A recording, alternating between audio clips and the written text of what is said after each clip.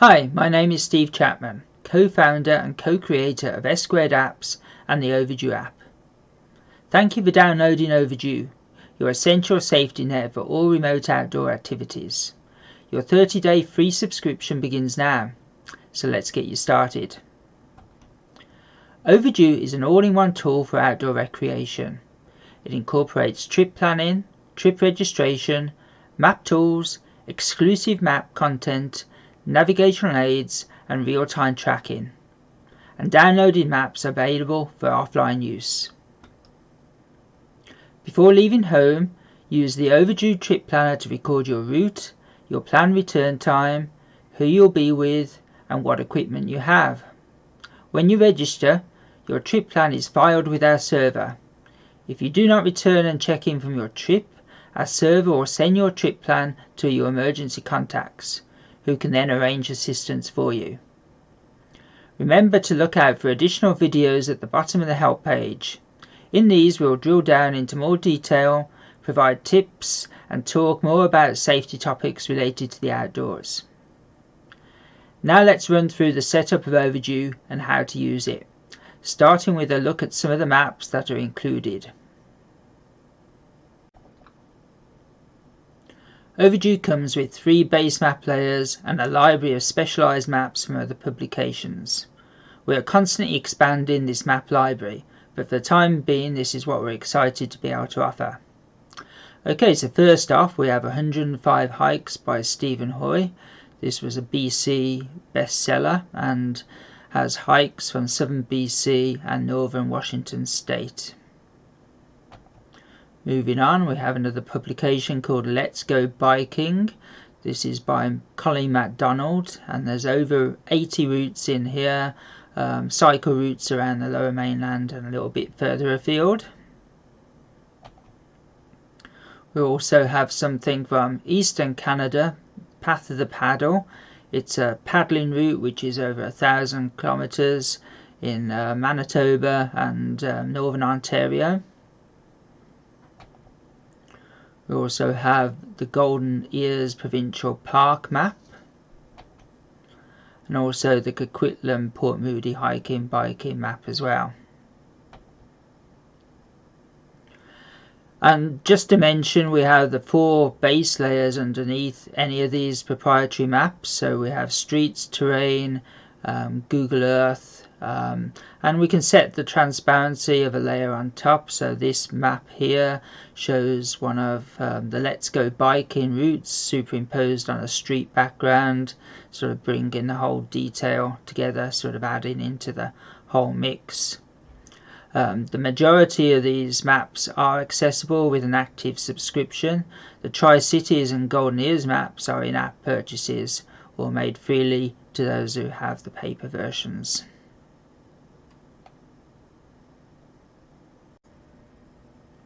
Okay, to start with, we're going to go through the initial setup of the app. You'll see I already have it installed on my phone, so I'm going to click on here. We go through the initial splash screen, and then we'll get a dialog box asking for permissions, so I'll always allow these, and then this profile icon will be flashing down in the bottom right. So we have to deal with this before we can do anything else in the app. So I'm going to click on there, and we get the contact form pop up. So I can either fill this in manually, or I can go to my address book, which is what I'm going to do. Scroll down to my entry, and then it populates that all in. Important to select your mobile phone because this is a text based system. Next thing I'm going to do is add a profile for picture, so I'm going to click up here, select the camera, again allow the camera, and take a very quick picture of myself, and then make sure that that's acceptable, and there we have a profile picture. So this is important to search and rescue, so they know who they're looking for if you do go missing, You can substitute a photo from your trip plan if you like. So if you take a day off photo with the clothing you're wearing on that day, then that will be replacing this one. But this is a good one to have in case you forget to do that on the day. So we've filled in the mandatory things there. We have a bunch of optional things. I'm not going to fill those in at the moment, but they do give information to search and rescue if they're looking for you. So I recommend filling those in. And these things here, these are the default units that the app use. You can change these later on, so you don't need to worry about these just right at the moment. So the next thing I'm going to do is I'm going to go to the checkbox for terms and conditions. You can read those if you like, and then do save. And what will happen is you'll be asked to verify your phone number. So if you do OK to this, you'll be sent a 6-digit code. So that ties your app installation to your phone, much like other apps that are out there on the market. So I'm going to do OK here, and I should be sent a code, which I already remember that, so I'm going to add that in now, and then do OK. And there I am, the initial setup of the profile is done.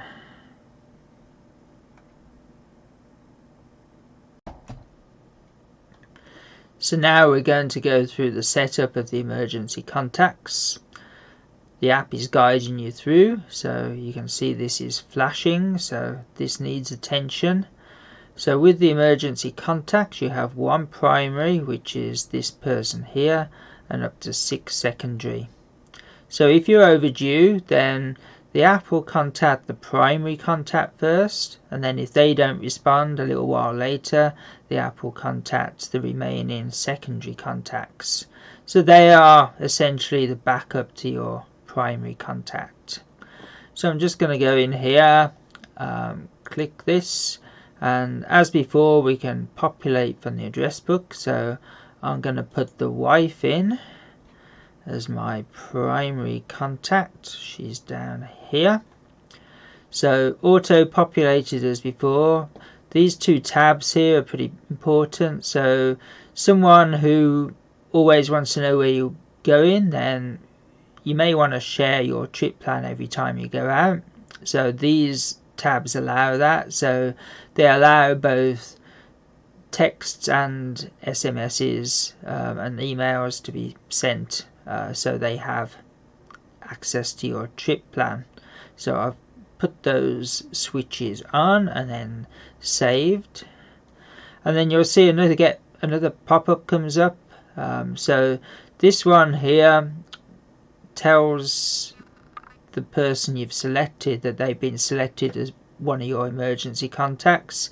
So it's a good idea to beforehand actually say to this person what you're doing, so they don't get a text by surprise. So I'm going to do OK here, and then they're set up. The text goes out to that person to say you're on their list, and you're then set up. So I'm just going to demonstrate what happens with your secondary ones. So I'm going to do the same process, and this time for the purpose of the demonstration I'm going to select myself as a secondary contact. Again, use the mobile number. This time you probably wouldn't want to send your secondary contacts notification every time, so I'm going to leave these off. And then if you wanted to switch them around, you can actually make this your primary contact, but we're not going to do that this time. I'm going to save, but this time instead of actually sending this person the notification text, I'm going to defer it to a later, and then you'll see what happens is this person now will have a warning triangle. So what a warning triangle means in your contacts is, okay, the data is in the database, but for the purpose of the notifications, if you're overdue, then these warning triangle people won't actually get messaged. So you'll want to really sort that out if you want them to be in the communication loop and actually get that notification to them. So I'm going to go back to the main screen here, and you can see this is all set up now. So we have the wife here, we have the secondary uncontacted contact here, and then we're ready to actually start doing some fun stuff with the app.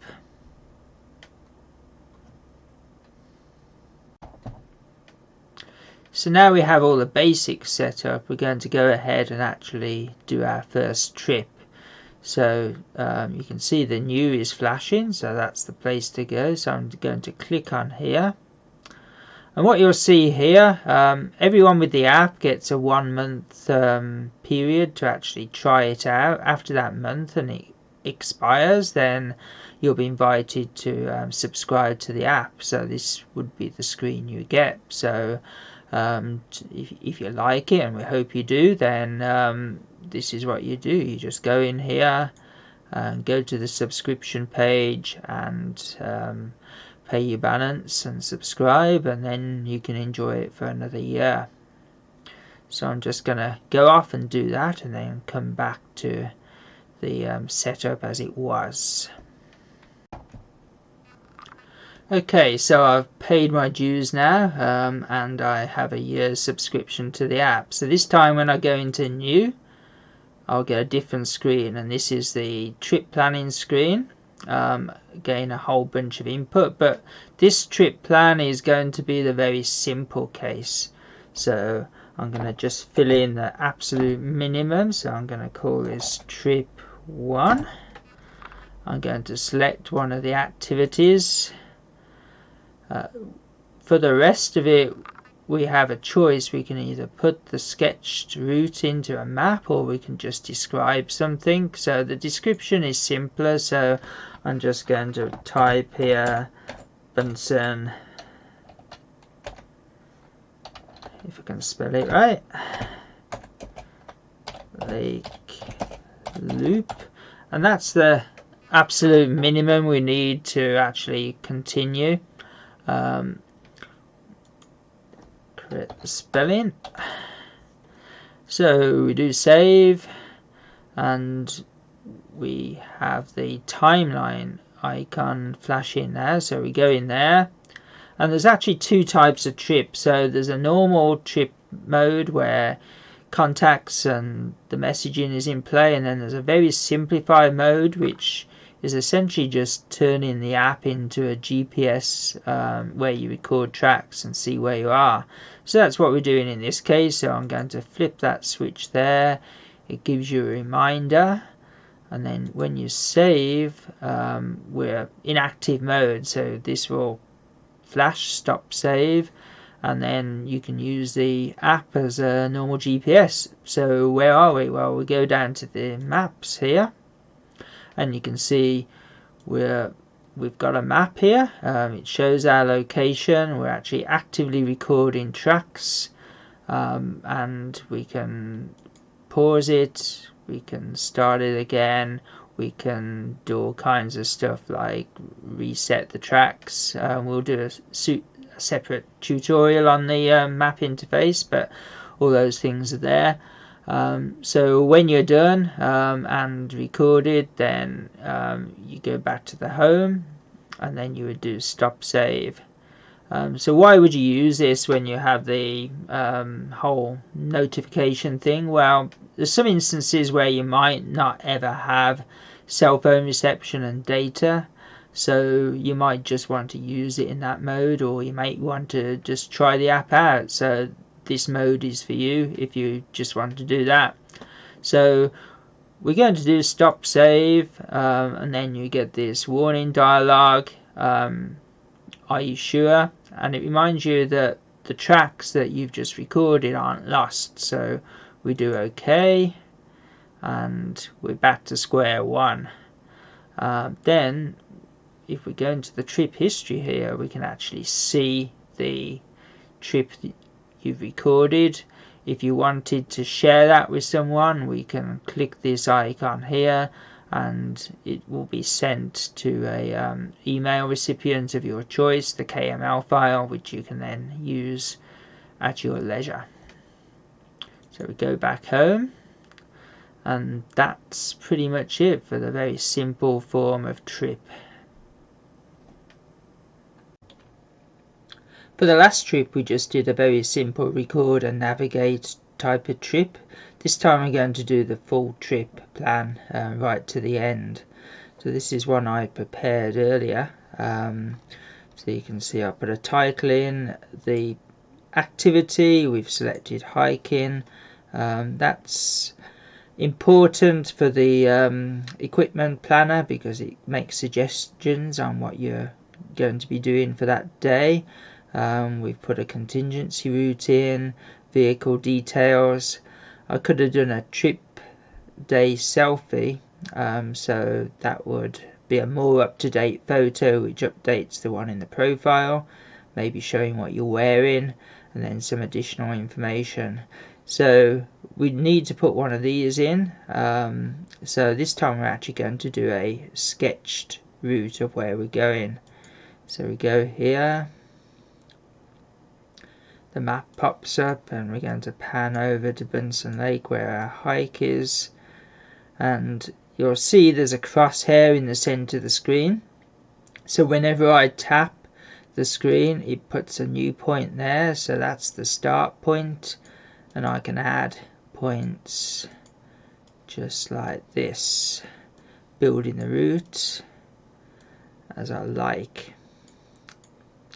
So I can edit this, fine tune it, so any of these points I can drag around like this. If I click on an existing segment like that, then I can insert a new route point and then move that as I see fit. So say I'd done a point to point hike and wanted to come back the same way, so this is the start, this is the end. Rather than retrace all this, I can actually get the app to redraw it back in. So if I click on a point on the way back, which would be here, then I can do connect a trail and return to the start. So I'll click on there, and we have a set of additional points which follow back to the start. You can see there's a second set of points in there, sort of saves you the labor of putting that in. Another labor saving feature is this one here. So if I click on here, we can actually select a GPX or KML file from either a previous trip or even something you've drawn in Google Earth or another GIS program.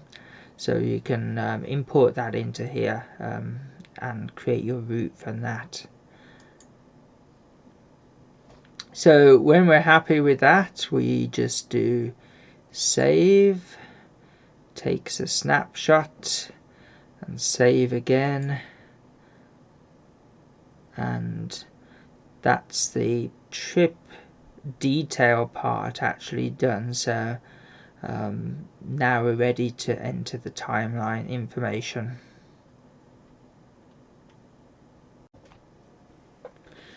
Okay, so now we have the route details input. We're going to click on the timelining icon. This time we're going to do the normal mode, not the record navigate, which we did before. We have default times here which you'll probably need to change. So in this example we start tomorrow at 8 and finish tomorrow at 9. Well, that actually isn't the finish time.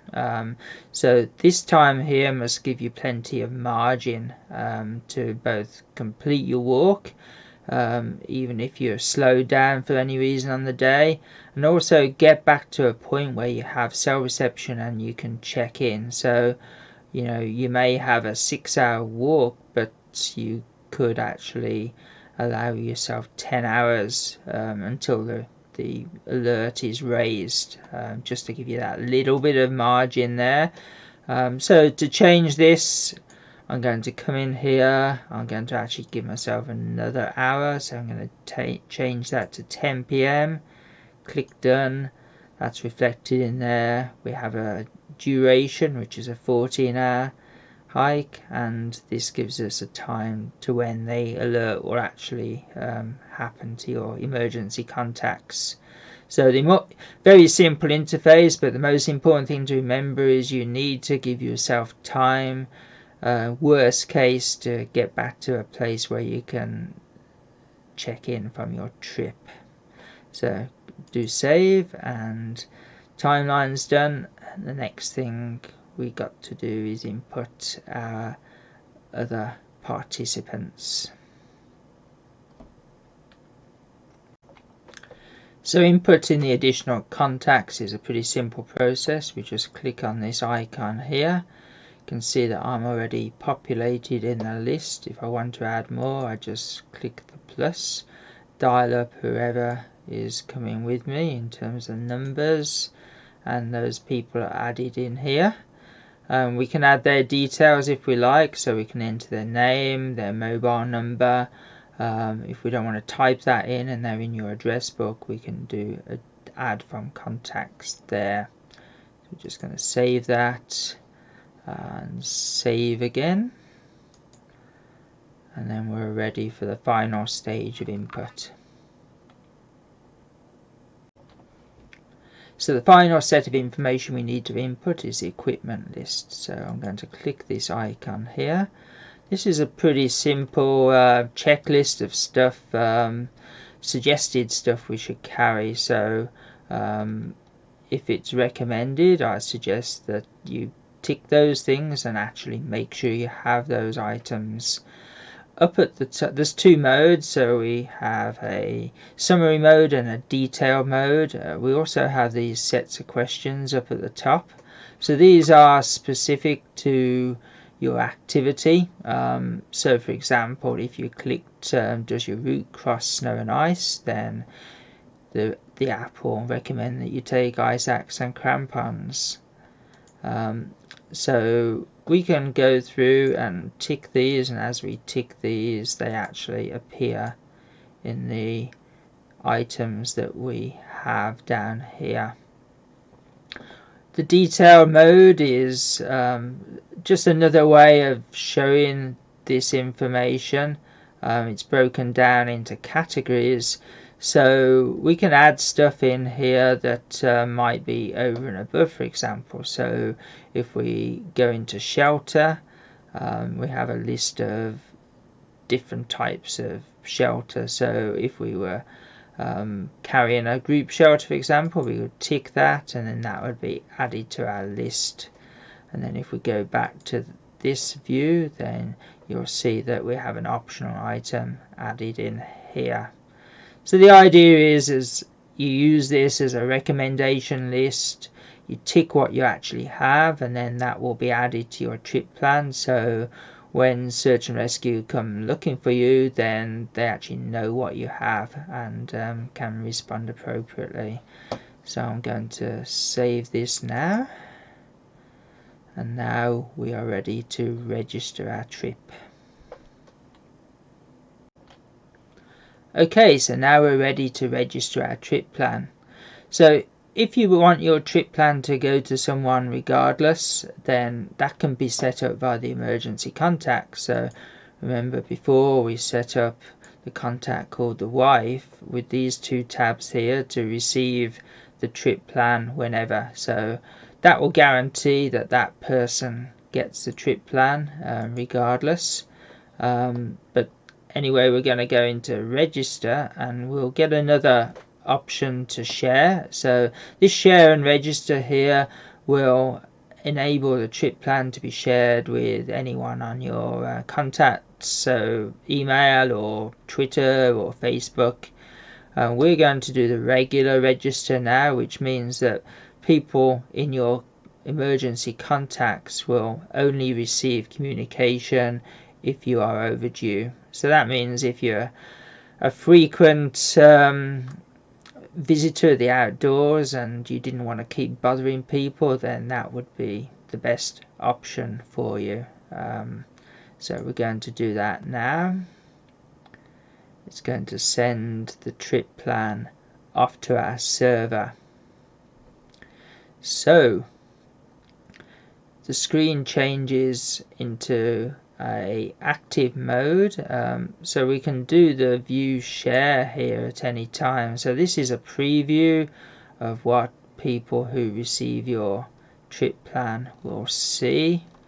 The actual version that they would open up would have a dynamic map here.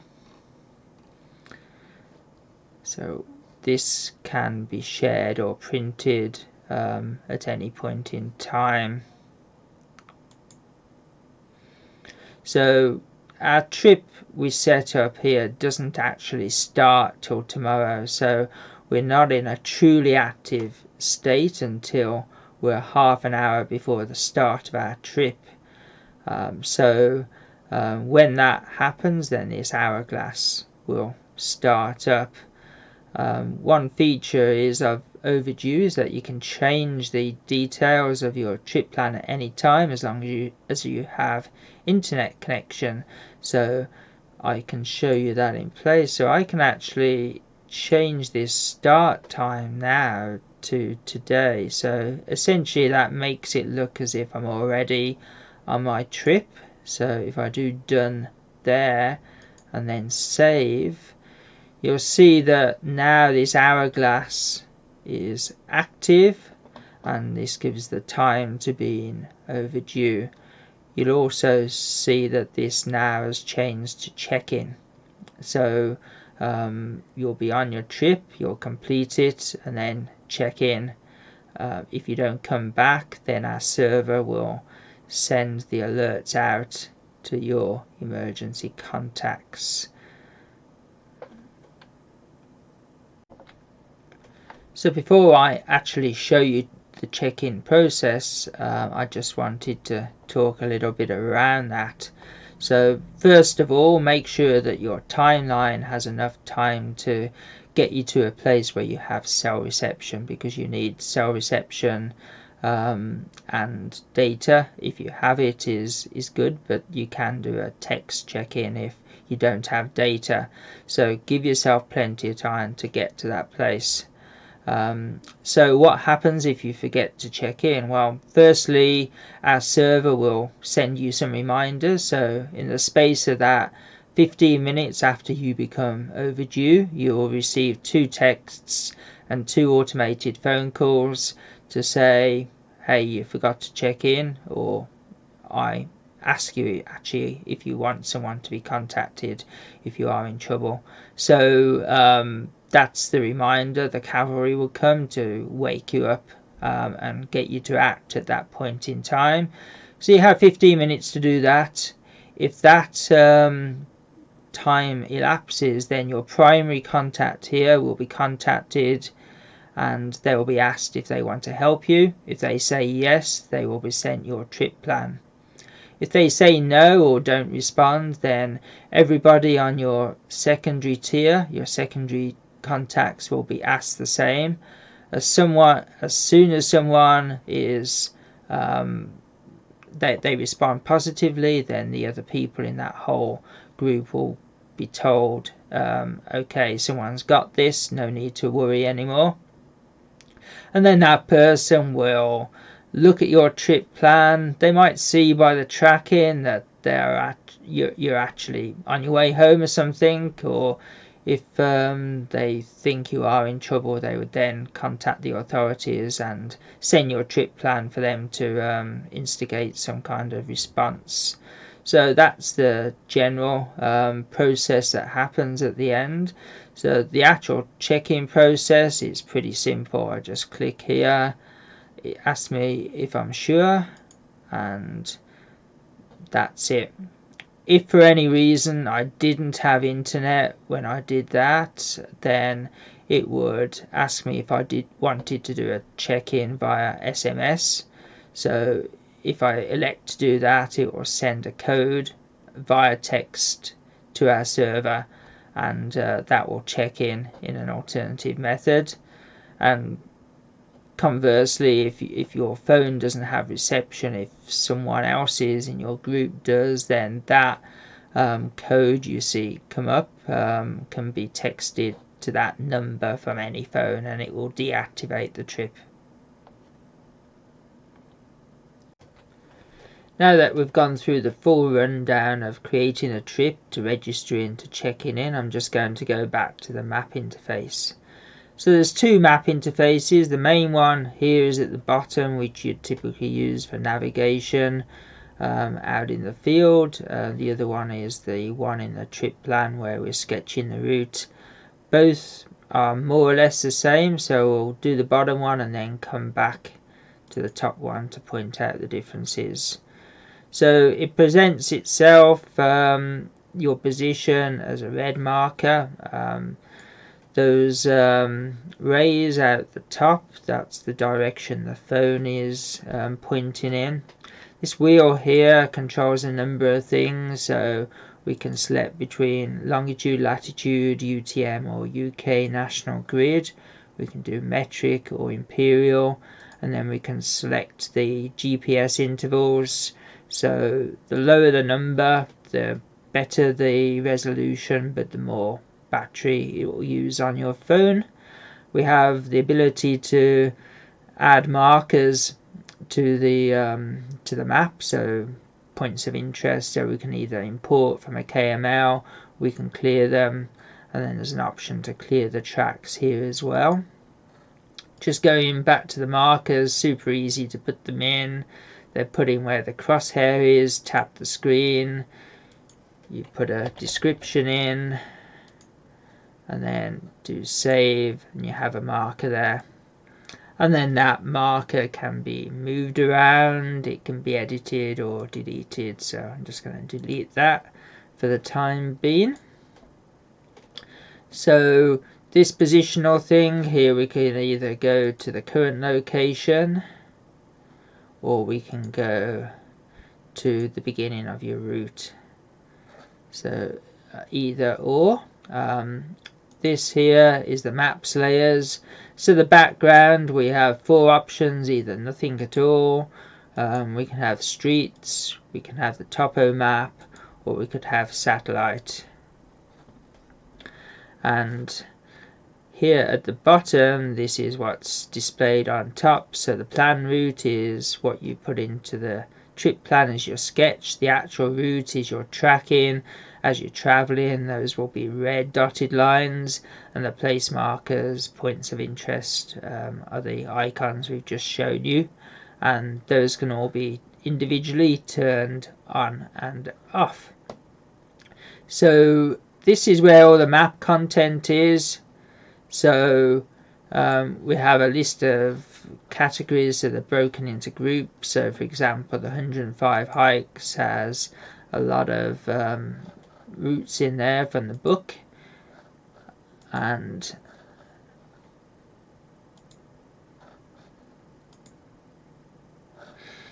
just collapse that there.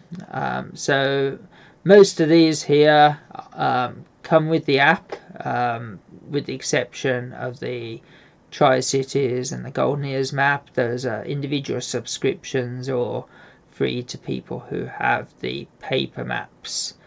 Just going to show you how easy it is to download. So I have a subscription to Tri-Cities, so I just press the store on phone. That will load it from the server.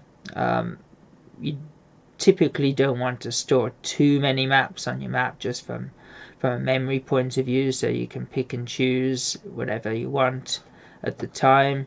When you go back, then it takes you to the center of that particular map there.